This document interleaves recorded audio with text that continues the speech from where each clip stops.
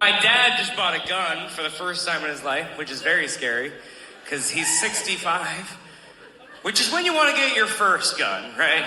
65, that's when the mind is at its sharpest, you know? He's like, I can hit all the targets at once. I'm like, there's one target. You have bad vision. He bought the gun and then he told me about it, and immediately he was like, don't tell anybody. So just keep this between us. What do you mean, don't tell anybody? Isn't that the point of having guns? You tell everyone you have guns, then they don't come to your house. He was like, nah, man, element of surprise. Who are your enemies? You live in the woods and make honey. I don't think it's that gangster of an operation. You have pet bees, okay? Calm down, Breaking Bad. Good morning. It's Wednesday, Talk Radio Wednesday, May the 29th, and this is The True Conservative. Welcome to all the butchers, bakers, and candlestick makers out there. I'm Ron, your host, and the only true conservative in the United States today. So today, after the Serenity Prayer and the patriotic song of the day, we will have the patriotic shorts, motivation, Bishop Barron, Ayn Rand, the 33 Strategies of War, and Talk Radio's America. All that and more when I get back.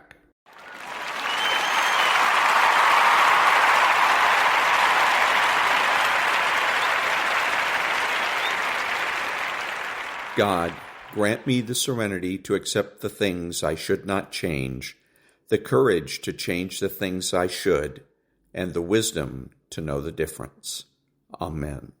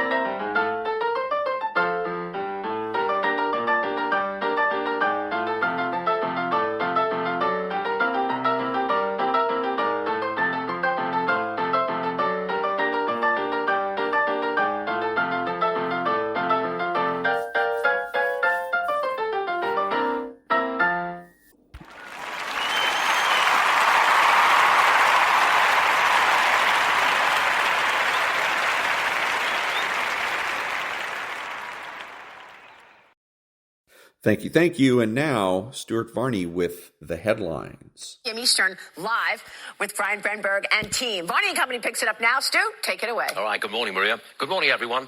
The Trump trial enters its final stage. The jury gets the case today. There could be a verdict in hours or days, hopefully not weeks. The trial is, and always was, political, in my opinion. Tuesday, the Biden campaign sent actor Robert De Niro to make over-the-top statements. He said Trump was going to destroy New York and destroy America. Okay, that's what we were saying. More on the trial just in a moment.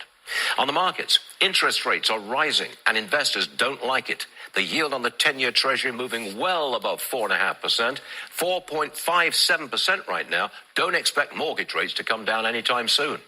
The 2-year, well, that yields almost 5%. Stock investors don't like that. 495 right now. The Dow likely to be down about 250 odd points at the opening bell. S&P down about 40. The Nasdaq down about 163. That's a ton of red ink left right there. Look at oil. It reached $80 a barrel earlier. That's where it is now. Don't expect gas prices to come down. Today, gas averages $3.57. Diesel at $3.87 is up 1 cent. Bitcoin trading around $67,000 this morning, 67.7 to be precise. All right, politics. President Biden and Vice President Harris campaign in Philadelphia today. They will speak to a predominantly black college. Everyone's watching to see the enthusiasm level. Can the president even come close to the excitement Trump generated in New Jersey and the Bronx? We are told the president will push his electric school bus program. Israeli tanks have entered the center of Rafah. Biden does not appear to be stopping Netanyahu from finishing off Hamas. And that pier, built by the U.S. military to deliver aid to Gaza, has been damaged by bad weather. Food deliveries temporarily suspended. On the show today, Trump hatred seems to be the motivating force for the Biden-Harris campaign. It's all they've got, but it's not working. Liberalism in California, not working. Governor Newsom, facing a huge deficit, has to cut back on liberal programs. He wants to be the president, but if he's running on his record, he's in trouble. Wednesday, May 29th, 2024, Varney & Company is about to begin.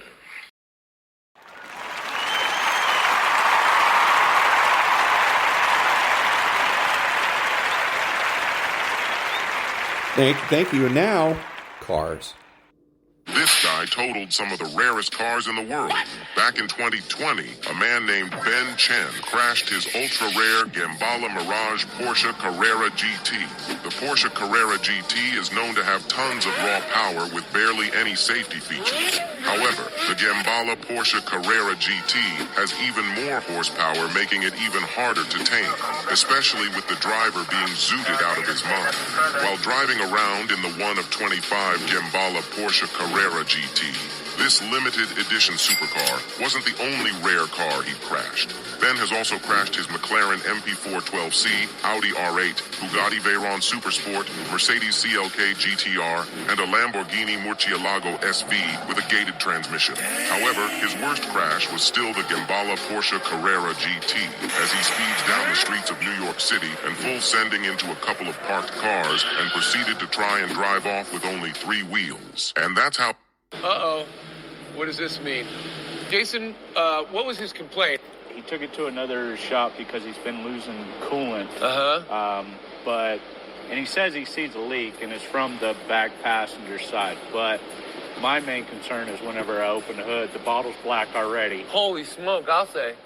I mean, this is ridiculous. And that's the telltale sign of LBZ, to have a blown head gasket. Blown head gasket. Oh, goodness.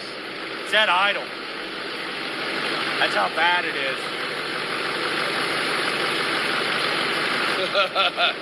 Hi, how you doing? Nope.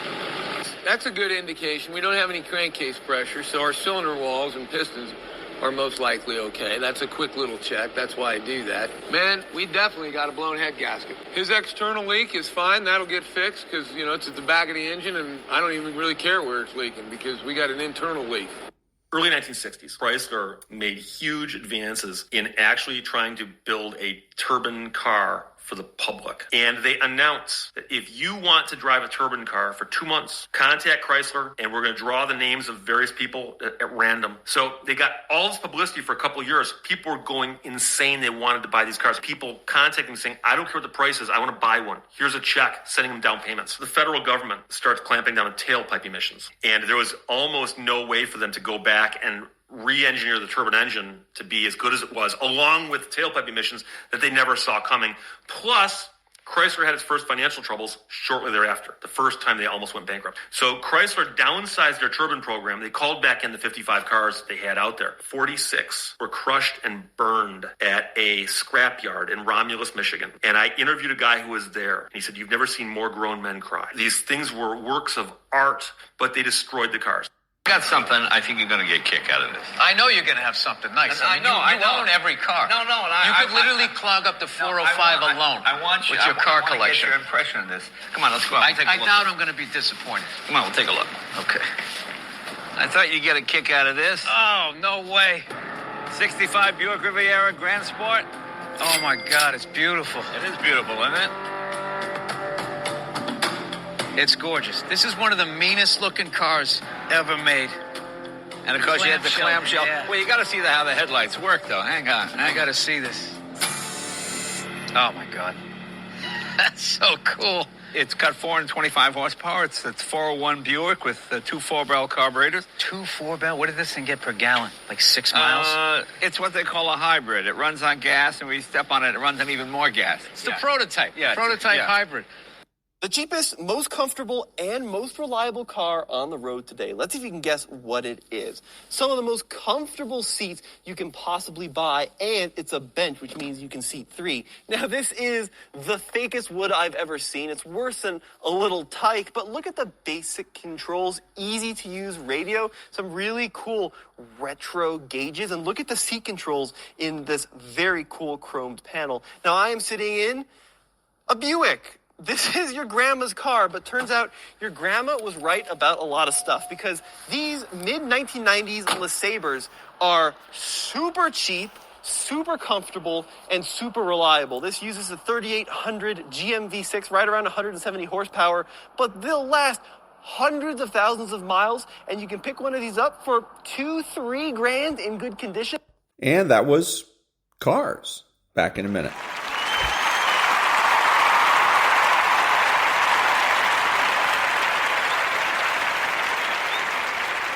Thank you. And now, the Patriotic Shorts.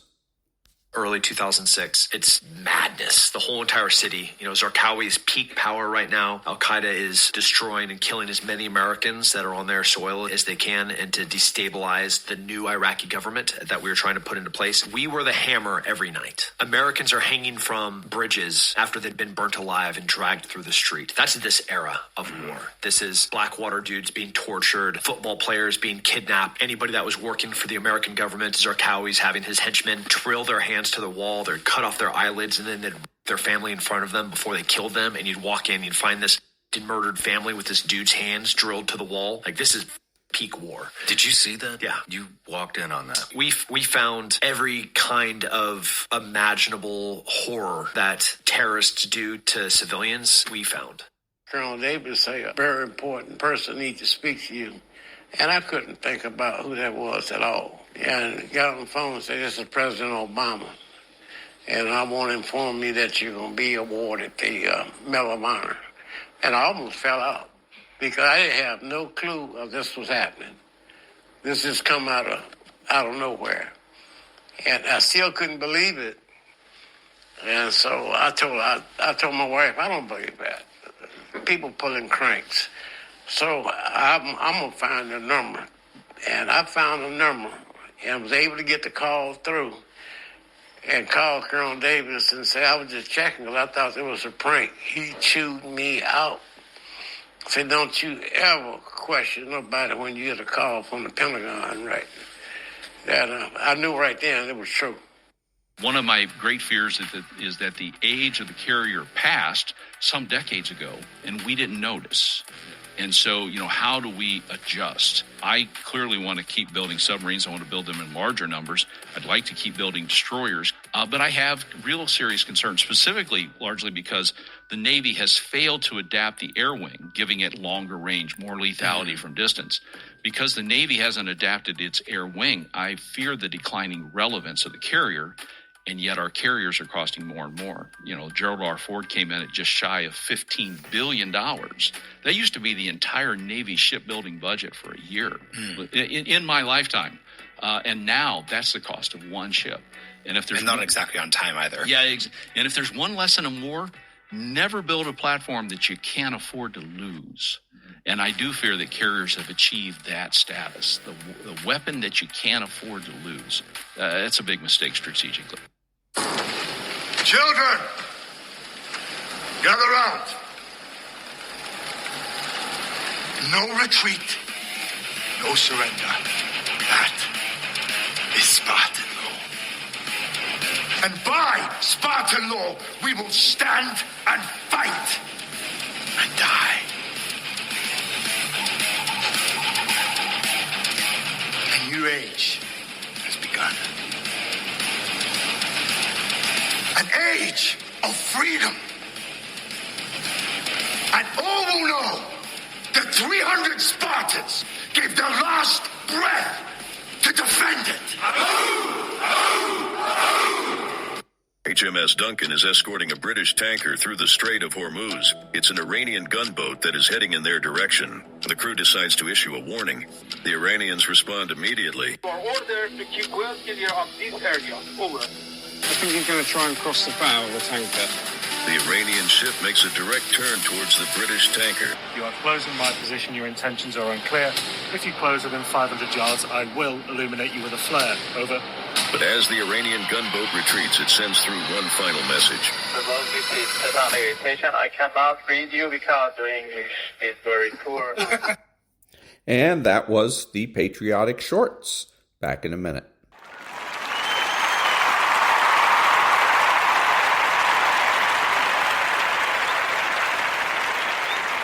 Thank you. Now a little bit of motivation. Someday someone will break you so bad that you will become unbreakable. Suffering is the only way to the top. Pain is the only way to change. So accept the pain. Smile at the pain. Embrace the pain. Pain is there to ask you one simple question. Do you really want to achieve your goals? Or are you just a talker? My pain is my motivation, and my sorrow is what drives me forward. I am not evil. I am just misunderstood. Pain is a universal experience. It comes in many forms, physical, emotional, spiritual, and it touches each and every one of us at some point along our path. But what sets us apart is not the pain itself, but rather how we choose to respond to it. Consider the times in your life when you experience significant growth, when you emerge from the cocoon of your old self and spread your wings to soar to new heights. Was it not often preceded by pain? Pain is nature's most potent catalyst for change. It serves as the wake-up call that shakes us from our complacency, propelling us out of our comfort zones and into the unknown. It pushes us to confront our limitations, to question our beliefs, and to strive for something more. Think about the athlete pushing their body to the brink, feeling the burn of muscles stretched to their limit. It is through that pain that strength is built, endurance is honed, and records are shattered. Or consider the entrepreneur risking everything to pursue their dreams, facing rejection, failure, and uncertainty at every turn. It is through that pain that resilience is forged, creativity is unleashed, and success is born. But pain is not just a means to an end. It is an integral part of the journey itself. It is the fire that purifies our intentions, the crucible that tests our resolve, and the fuel that propels us forward when all seems lost. So I say to you, my friends, do not fear the pain that accompanies change. Embrace it as a sign that you are alive, that you are growing, that you are becoming the person you were always meant to be. For it is in the depths of our darkest moments that we often find the light to guide us forward. It is in the crucible of our suffering that we discover the strength to endure. And it is in the fire of our pain that we are reborn, transformed, and remade. Embracing pain does not mean seeking out suffering or reveling in misery. It means acknowledging the reality of our struggles and challenges, and understanding that they hold within them the seeds of growth and transformation. Think about the sculptor, chiseling away at a block of marble to reveal the beauty within. With each strike of the hammer, there is pain for both the sculptor and the stone. But through that pain comes creation, comes art, comes something that transcends the mere sum of its parts. In the same way, our struggles and hardships have the power to shape us into something greater than we ever imagined. They teach us resilience. They teach us empathy. They teach us the true depth of our own strength. But embracing pain is not just about endurance. It is also about surrender. Surrendering to the inevitability of our own vulnerability and finding beauty in the midst of our brokenness. For it is in our moments of greatest weakness that we often discover our greatest strengths. So I urge you, my friends, do not shrink from the challenges that life presents you. Embrace them with open arms, knowing that on the other side lies the promise of growth, of wisdom, of a life lived to its fullest. And that was motivation. Back in a minute.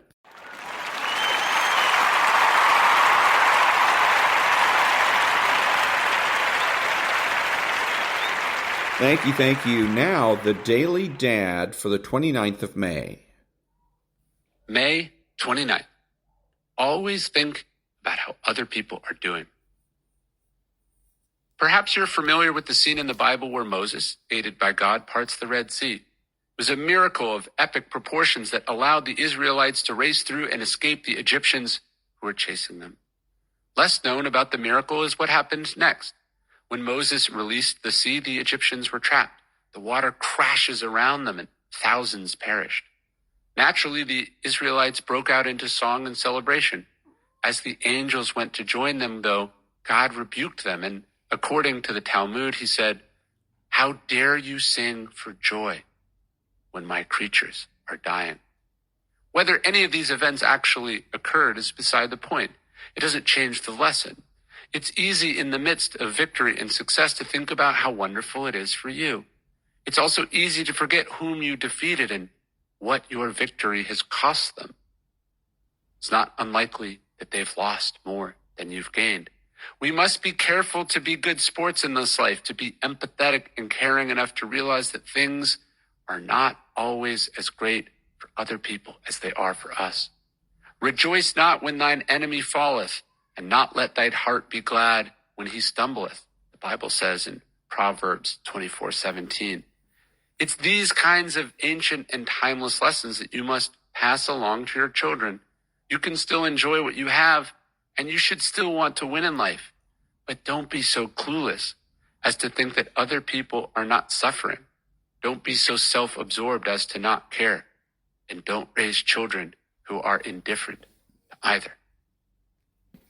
And that was the Daily Dad for May the 29th by Ryan Holiday. Back in a minute.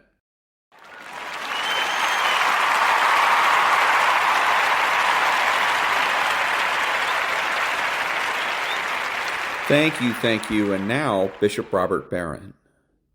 Each individual person is a subject of infinite dignity, but not the creator of value. See, I think everybody, that is supremely dangerous talk. When we say that the sovereign self invents value, we are on a very short road to a moral chaos. Rather, we would say at the heart of our social theory ought to be love. What's love? Not a feeling. Love is an act of the will. It's to will the good of the other. If I'm inventing value, I got my value, you got your value, and let's just vaguely tolerate each other, then we can't love each other.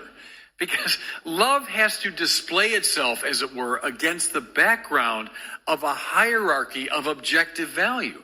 Otherwise, I don't know what I should will for you. And that was Bishop Robert Barron. Back in a minute.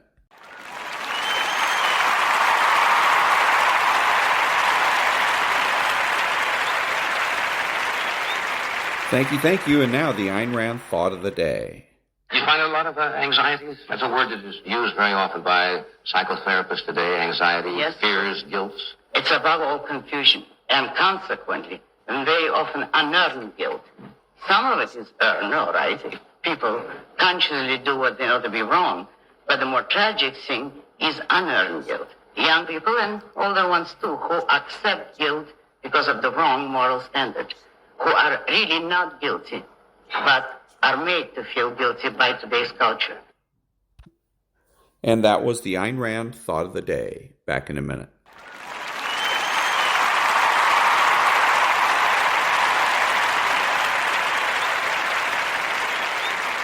Thank you. And now the 33 Strategies of War. From The Secret Life of Salvador Dali, by Salvador Dali. I regarded most of the people I met solely and exclusively as creatures I could use as porters in my voyages of ambition. Almost all these porters sooner or later became exhausted. Unable to endure the long marches that I forced on them at top speed and under all climatic conditions, they died on the way. I took others. To attach them to my service, I promised to get them to where I myself was going, to that end station of glory which climbers desperately want to reach. And that was the 33 Strategies of War by Robert Greene. Back in a minute.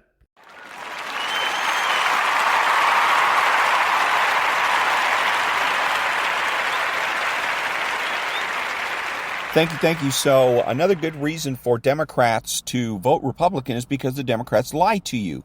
For instance, let's look at taxes. They're always talking about soaking the rich, but they never do. Look at the state of California. Some of the richest people are actually corporations. Disney, the Lakers, the Dodgers, the Rams, the San Diego Chargers, Hollywood. Those are the rich guys in California, but they're always exempted from tax increases. No such thing with Republicans, because Republicans know that with lower tax rates, companies expand. When those companies expand, they end up paying more in taxes. So if you want more in the Treasury, whether it's state Treasury or federal Treasury, you as a Democrat need to cross the line. Be a Republican, vote Republican. Back in a minute.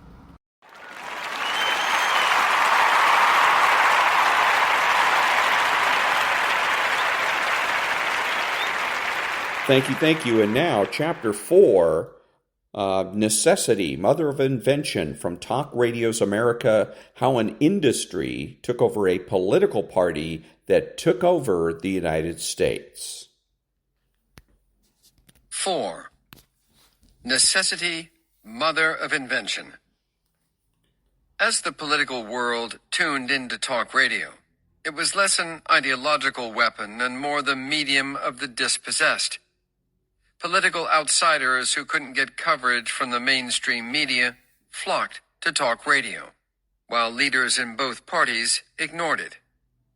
Political titans had no need for media upstarts because they could spread their message using the 3 broadcast networks, CNN, and the elite newspapers that still dominated the media landscape.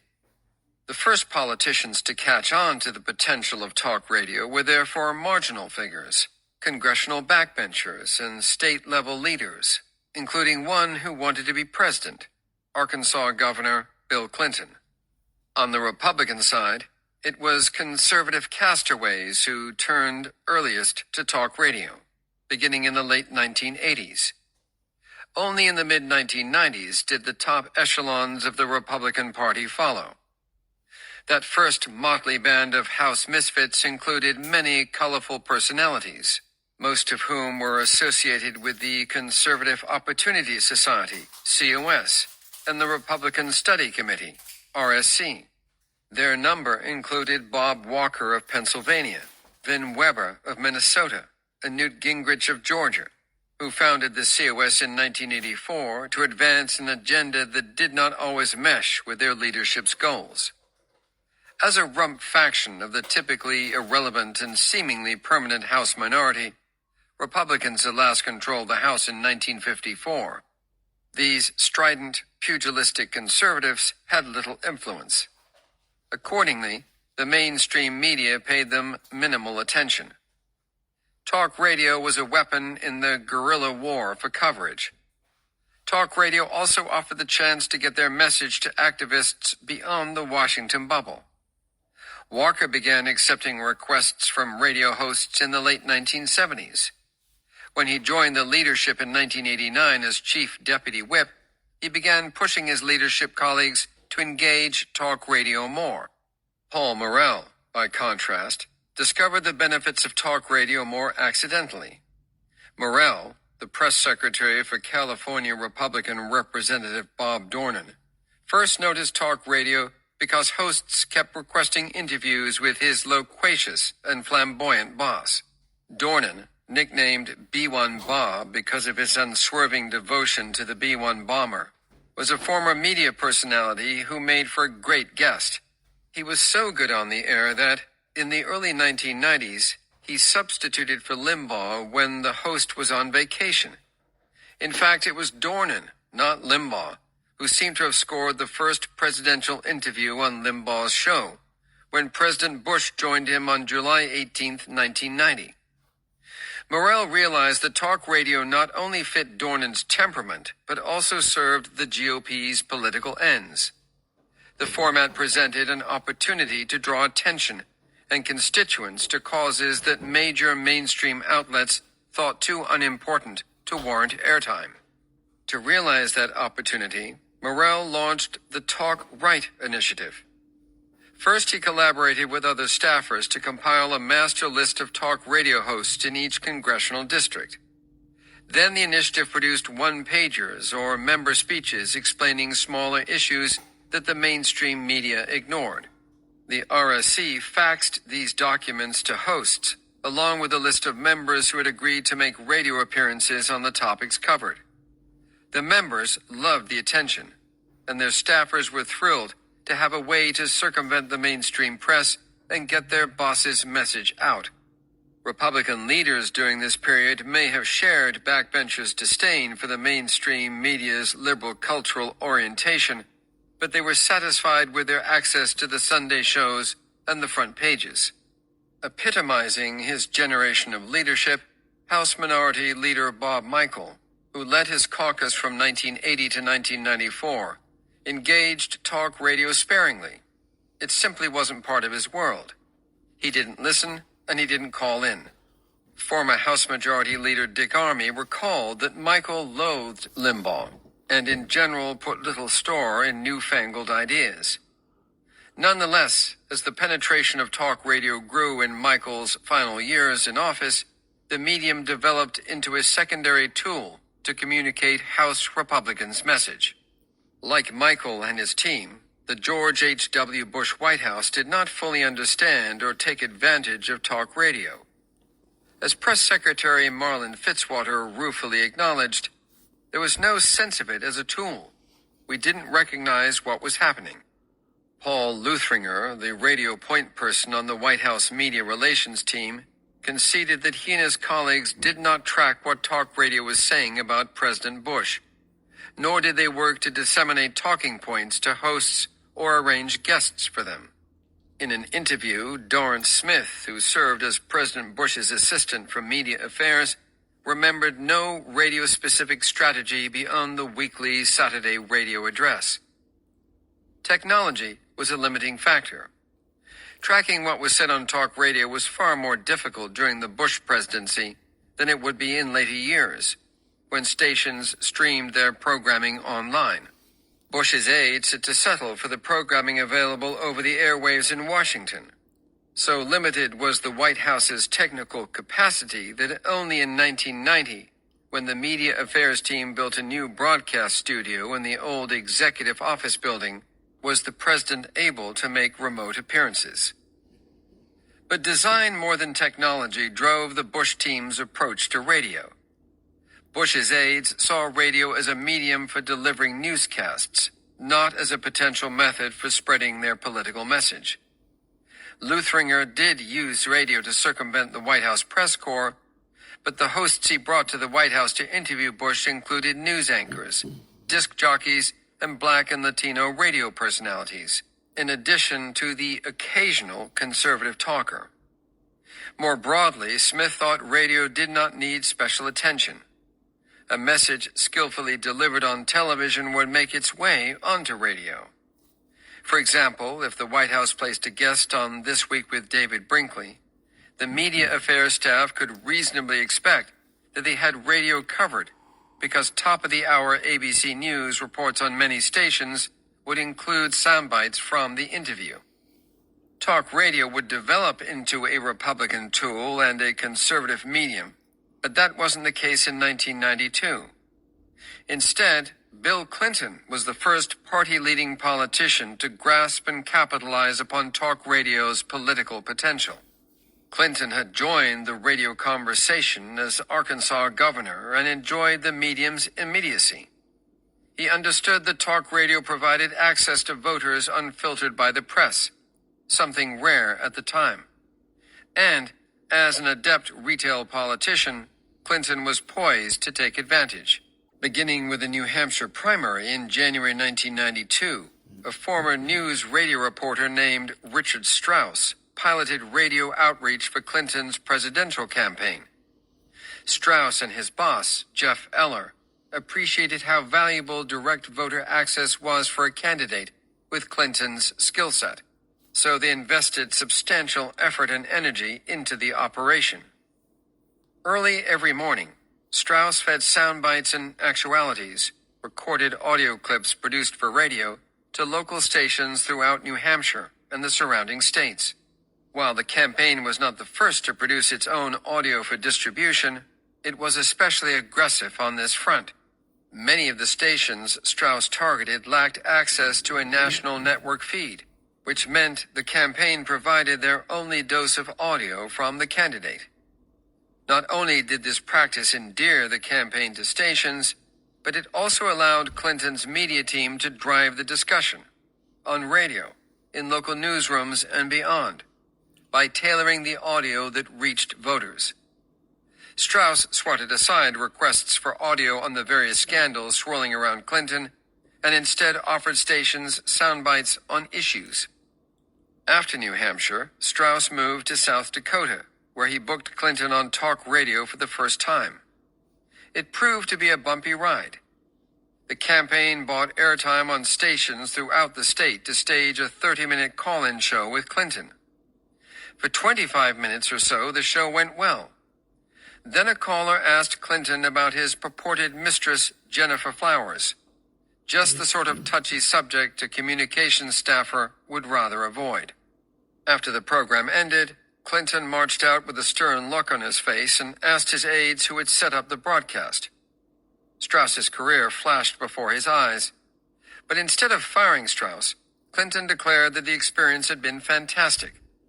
Direct contact with voters was unpredictable, but he relished it and wanted to do more radio. A successful appearance on the popular Imus in the Morning program, after crusty, cantankerous, curmudgeon-y host Don Imus had spent months bashing Clinton, contributed to a crucial victory in the New York primary. Along with other pop cultural forums, such as the late-night Arsenio Hall show, where Clinton famously played saxophone, talk radio allowed the campaign to share its message in the spring of 1992. This might otherwise have been a dire moment. The campaign wanted to tell Clinton's inspiring life story, but its coffers were virtually empty, and the mainstream media had already been through the candidate's biography. To most journalists, it was old news.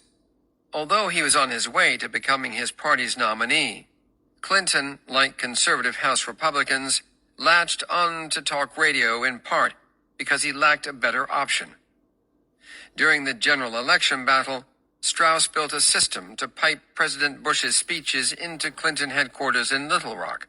Immediately after Bush finished speaking, Strauss would hold a call with Clinton or his running mate, Tennessee Senator Al Gore, in which the candidates refuted and commented on the president's remarks. Strauss recorded the reaction and shared it with radio stations in the market in which the president had spoken. Clinton and Gore also chatted with a fair number of radio hosts, although the medium was less practical for the principals during the general election campaign, when they each might be in 5 cities per day. And employing a novel strategy, the Clinton team arranged local television and radio interviews on days when the candidates weren't doing events in the broadcasters' markets. Other candidates chatted with local media primarily when they came to town. Clinton's tactic was another clever ploy to control the narrative. Since Clinton and Gore didn't do interviews on event days, local media had to cover the events themselves, complete with careful staging designed to maximize the candidates' appeal. The campaign would then double back later to give the local media the one-on-one interviews they so desired, creating a second round of headlines. Bush's 1992 election campaign also tried to take advantage of talk radio, reaching out more aggressively than did either Bush's 1998 campaign or the Bush White House. Like Clinton, Bush distributed radio actualities and booked surrogates on radio. But the Bush campaign's efforts were sluggish, less aware of the immense potential of talk radio, whereas the Democrats' campaign courted the medium from the earliest primaries. Bush and his team were jolted to action in part after a political scare. During the New Hampshire primary, Limbaugh endorsed commentator Pat Buchanan over Bush, helping propel Buchanan to a surprisingly strong showing, with 37.5% of the vote. Bush had good reason to be worried. In 1968, Eugene McCarthy drove President Lyndon Johnson from the race after netting 42% in New Hampshire. Bush and his aides took notice, and a few months later, on June 3rd, the president invited Limbaugh to Washington. There was a stop at the Kennedy Center and an overnight visit to the White House. Bush personally ferried Limbaugh's bag from the elevator of the White House residence to the Lincoln bedroom. Limbaugh was in awe. In an interview with the Today Show, he described the experience. "It's about 1 a.m, and I'm just sitting there at the desk where Abraham Lincoln wrote the Gettysburg Address, and there's a framed copy of it right there." The visit spurred a correspondence between Limbaugh and the president.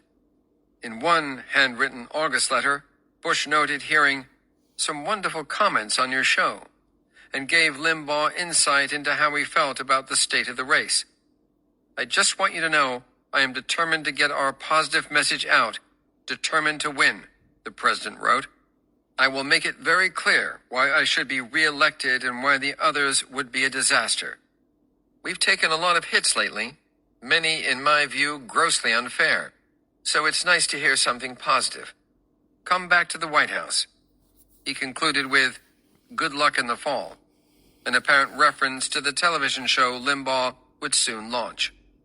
Bush's former media strategist, Roger Ailes, catalyzed the relationship between Bush and Limbaugh. Ailes was friends with both men and had accompanied Limbaugh to the White House in June. He was producing Limbaugh's forthcoming television show, even as he informally advised the president from time to time. At Ailes' behest, the White House sent a letter from Bush congratulating the host a week before the television show launched, though Bush's staff rejected Ailes' request that the president tape a bit for a 1-week anniversary spoof the show was planning. Limbaugh went to the Republican convention in Houston, where he spent time in the presidential and vice presidential boxes. This was but one of several ways that the convention served as talk radio's coming out party in Republican politics. The Republican National Committee's Scott Hoganson also accommodated a novel request from 8 hosts to broadcast live from the convention site. Throughout the fall, Limbaugh's support for Bush was unmistakable. As a National Journal article put it in September, Limbaugh's show often sounds these days like a Bush campaign commercial. When many were abandoning Bush's faltering campaign, Limbaugh fought on, advocating for the president with clarity and force. Deputy campaign manager Mary Matalin, who was a Limbaugh fan, stayed in close touch with the host, often previewing the campaign's talking points for him. Campaign communications director Will Feltus tracked Limbaugh's show. Then, in the race's final months, Bush and Vice President Quayle appeared on Limbaugh's program. It was a special favor to the campaign. During this period, Limbaugh did not otherwise have guests on air. Even so, the light bulb turned on slowly for Republicans in the fall of 1992. Although she believed that the campaign used talk radio as effectively as it could have at the time, Madeline conceded that the Bush team lacked the technical capacity to leverage radio or posit it as an element of a horizontal communication strategy and force magnifier. Put simply, the campaign did not have the tools, know-how, and vision to harness the power of talk radio to the degree that later campaigns would. But there was more to it than a lack of technology or experience. After all, the Clinton campaign had the same technologies at its disposal, and it did not enjoy privileged access to radio expertise. The significant differences lay elsewhere. Talk radio was the medium of the political outsider, not the DC elite. Most especially the president, the elite of the elite. Bush could grab the attention of any reporter or broadcaster in the country whenever he wanted it. He didn't need talk radio and therefore probably didn't take much notice of it. To the extent that he entered the talk radio arena, he did so grudgingly. Bush's personality contributed to this half-hearted embrace. Unlike Clinton, the sober patrician Bush, the scion of a family educated for generations at Andover and Yale, did not enjoy doing interviews. In particular, he zealously guarded the dignity of the presidency by eschewing media appearances that he considered beneath the stature of the office. While Clinton was playing saxophone beside Arsenio Hall, Bush refused Feltus's suggestion that he and Mrs. Bush chat with morning television yackers Regis Philbin and Kathy Lee Gifford.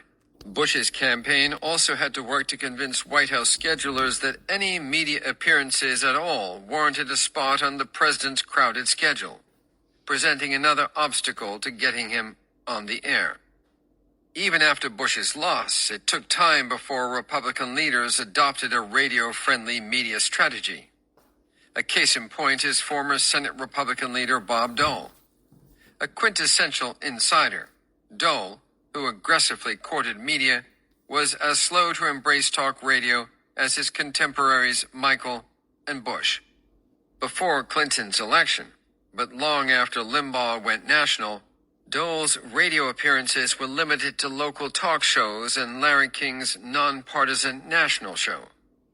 Only after Clinton took office did Dole start to chat more frequently with talk radio hosts such as Limbaugh, Hedgecock, and Grant. But even then, he spread himself around. He was no creature of the right-wing media ecosystem. For instance, he appeared regularly with Imus, who routinely took shots at politicians in both parties.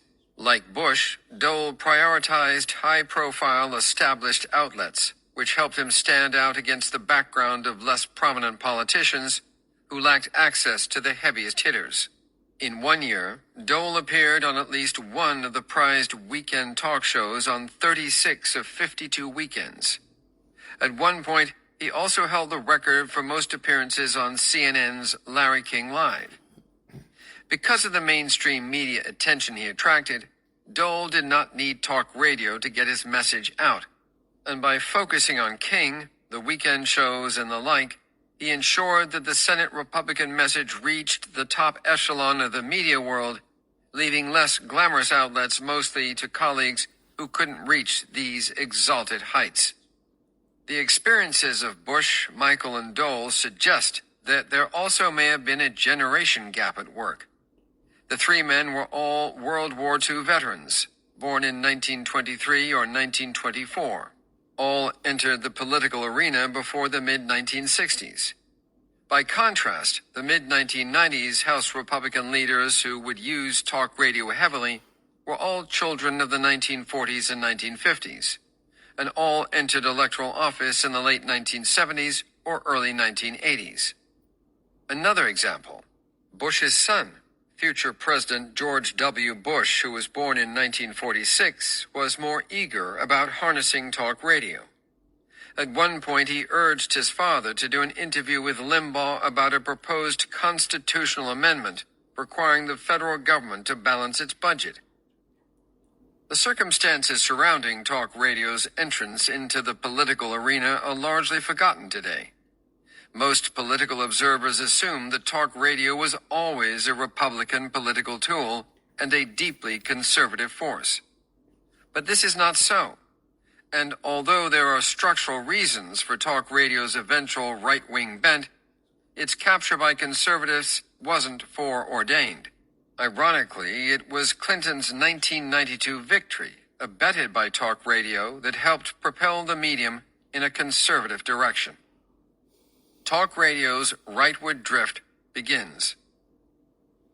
What Limbaugh demonstrated in his first years as a nationally syndicated host was the power of political talk radio to rescue AM stations, not the power of conservative talk radio, either financially or politically. As late as 1993, talk radio was fairly equally divided ideologically. That year, David Bartlett, president of the Radio Television News Directors Association, estimated that less than half of talk show hosts were conservative, although many of those hosting the most widely syndicated and popular programs were. A 1993 Times Mirror survey of 112 talk radio hosts supported Bartlett's assertion, finding a relatively even split between liberal and conservative hosts, with a slight plurality leaning toward the Democratic Party. 39% of hosts had voted for Clinton, 23% for Bush, and 18% for Ross Perot. Even then, however, the balance was eroding. Radio executives were impressed by the ratings Limbaugh, Liddy, and other early conservative entertainers were garnering. Liddy's show entered national syndication in 1993. It seemed conservative political talk was generating large numbers of devoted listeners, so programmers responded by hiring a steady stream of dogmatic conservatives of varying talent who pressed partisan talking points. But this was just the beginning of a revolution that would culminate a full decade later in the transition to all conservative syndicated stations. 1991 was an inflection point in this move toward all conservative talk formats. To many conservatives, the coverage of the Gulf War and Clarence Thomas's Supreme Court nomination fight, events Americans experienced in real time, exposed the press's bias. Viewers could watch General Norman Schwarzkopf's briefings, live war footage on CNN, or dramatic live proceedings from the Anita Hill-Clarence Thomas hearings. When those viewers later saw the synthesis and analysis presented on evening newscasts, they realized that the newscasts omitted everything they perceived to be important, while covering events in a manner that benefited liberals. As caller Philip from Texas recalled to Liddy and the Media Resource Center's Rich Noise in 2006, 15 years earlier, he had listened to the Pentagon briefing each day on the way home from work, and then found himself baffled whenever he turned on the nightly news. Where, he wondered, did the newscasters get their information? This disjuncture left many conservatives hungry for an alternative, expanding the potential audience for talk radio. The Gulf War also compelled greater demands for news generally, leading people unintentionally to discover Limbaugh. At the time, his program aired on many full-service news talk stations, and listeners would stumble upon Limbaugh while waiting for newscasts. Some of them liked what they heard and added the program to their routines. In October 1991, against the backdrop of the hearings and impending presidential campaign, Seattle's KVI made a fateful hire that would eventually reveal the still latent potential of conservative talk radio. Program director Brian Jennings joined the station and started migrating it from 1960s rock and roll to talk radio, including Limbaugh's program. In 1992, the station was broadcasting a mix of liberal and conservative talk when, during a meeting over cigars, Vanden Handel, Limbaugh's affiliate relations manager, asked General Manager Shannon Sweat a question. Why did KVI air liberal shows the audience didn't want to hear? Sweat and Jennings wanted to find out if there was any truth to Vanden Handel's assertion. So they did the research, studying ratings and fielding calls from listeners. As an experiment, Jennings replaced one of the station's liberal hosts with a conservative. The result was higher ratings. Alongside other findings indicating the greater popularity of conservative shows, the experiment convinced KVI's executives. Station managers didn't suddenly discover their conservative souls, nor did they believe themselves accountable to the Republican Party. But they knew dollar signs when they saw them. By the end of 1992, under Jennings' direction, KVI became the country's first self-described all-conservative talk station. Others had programmed stations full of conservative chatter, but KVI was the first to advertise itself as all right-wing all the time. Within 2 years, KVI skyrocketed from 23rd in the local market to first. The success of the unapologetic all-conservative format stunned not only Sweat, but also the station's advertisers. Listeners never went away, which allowed some advertisers to cut back from 20 or more commercials per week to 3, while maintaining the same results. Advertisers flocked to the station, jolting ad rates upward. The miracle in Seattle captured the attention of radio executives nationwide. If KVI and its followers enjoyed good returns on their investments, they had Clinton to thank, at least in part. His candidacy and victory bolstered conservative hosts. The deeply polarizing Arkansas governor, with his checkered moral history, and a Democratic agenda that had been absent from the White House for 12 years, gave hosts plenty to rail against. To Limbaugh, who excelled at ridicule, and other conservative hosts, Clinton's presidency was a gift. As Taylor, the radio industry journalist, put it, "It's a lot more fun to be outside on the lawn throwing rocks at the glass house." In a 1993 interview with Playboy, of all outlets, Limbaugh himself admitted that his job was easier with Clinton in office. At this point, the conservative radio revolution was definitely underway. But the transformation of talk radio into an exclusively conservative medium would take years more to complete, precisely because radio executives were not the Republican puppets or even conservative ideologues that many presume. Station managers, driven by profits rather than politics, did not care about promoting a partisan message. They moved with the caution of business people playing the percentages, not the urgency of activists facing a perceived crisis. It was only during the Clinton years that the ideological power of conservative talk radio at last came to the fore. And that was Chapter 4, Necessity, Mother of Invention, from Talk Radio's America, How an Industry Took Over a Political Party That Took Over the United States, by Brian Rosenwald, read by Christopher Grove. Back in a minute.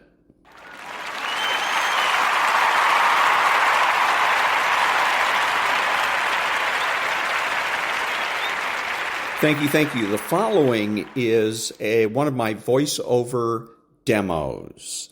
If you're a voiceover artist and you would like to advertise one of your demos on my podcast, please send an MP3 to thedrill12, all one word, at gmail.com. That's thedrill12 at gmail.com. Back in a minute. Americans love scenery. We want to see it all, from one coast to the next, Mount Rushmore down to the Everglades. So hop into a Chevy Malibu and take the scenic route. It's the car you knew America could build. There's a place where people count on friendships they can trace back generations, where they can count on the same stool at the coffee shop waiting for them every morning.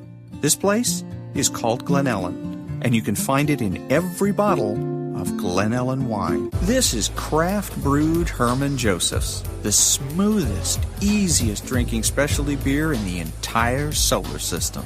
And I believe you'll find drinkable in the dictionary right after don't order a beer you can't drink. Zoingo! Boingo! The freestyle pogo with more boing, more bounce. Bounce further, bounce higher with Zoingo Boingo. To see what makes Arrowhead Mountain Spring water different from those other waters, you have to go back to the source. And with Arrowhead, that means going back a little farther and longer than most. Between security challenged and security strengthened, there's one important word: how. And it is the how that makes all the difference to our nation and our world. Lockheed Martin. We never forget who we're working for. What makes Kraft Singles so good? 2 out of every 3 kids don't get the recommended amount of calcium. But with Kraft Singles, they get a good source of calcium and the taste they love. Kraft Singles. Magic every single time. Throw boring overboard with a new real meal from Long John Silver's. A meal worthy of a plate, just $4.99. Only at Long John Silver's. We may not all be geniuses, but we can all do something smart. Introducing the Hyundai 199 Sonata Lease. It's a smart deal on a really smart car.